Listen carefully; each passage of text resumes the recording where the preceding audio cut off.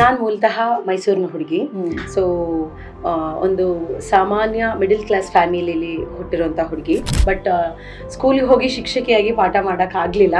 ಈ ಥರದೊಂದು lead character ಅಥವಾ direction department ಇರಬಹುದು, ಒಬ್ಬ ಬಿಗ್ ಬಜೆಟ್ ಮೂವಿ ಇರಬಹುದು, ಈ ಥರದ್ದೆಲ್ಲ ತುಂಬ ಕಮ್ಮಿ ಸಿಗೋದು.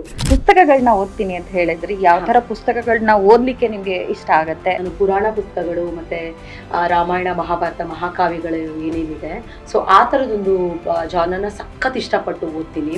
ವೆಯ್ಟ್ ಮಾಡ್ತಿದ್ದಿದ್ದು ಬಿಟ್ರೆ ಇನ್ನು ಎಲ್ಲರೂ ಹಿಂಗಾಗ್ತಿತ್ತು ಕೆಲಸ.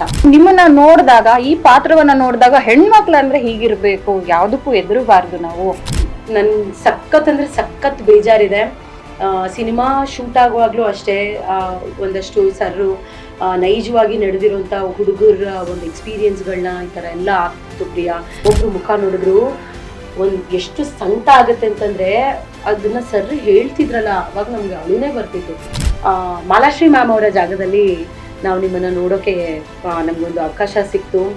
ತುಂಬಾ ಆರಾಮಾಗಿ ಅವ್ರ ಜಾಗನ ನೀವು ತುಂಬಿದ್ರಿ ಅಂತ. ಒಂದು ಮುಂಗಾಳಿ ಕೂಗ್ಯಾವ ಮೂಡಾಣ ಬೆಳಗಿ, ತಂಗಾಳಿ ಬೀಸ್ಯಾವ ತವರಿ ಹೂವರಳಿ.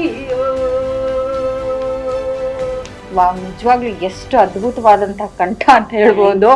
2 ದಿವಸ 3 ದಿವಸ ಏನಾಗ್ತಾ ಇದೆ ನನ್ನ ಲೈಫ್ನಲ್ಲಿ ಅಂತ ನನಗೆ ಗೊತ್ತಾಗ್ತಿರ್ಲಿಲ್ಲ.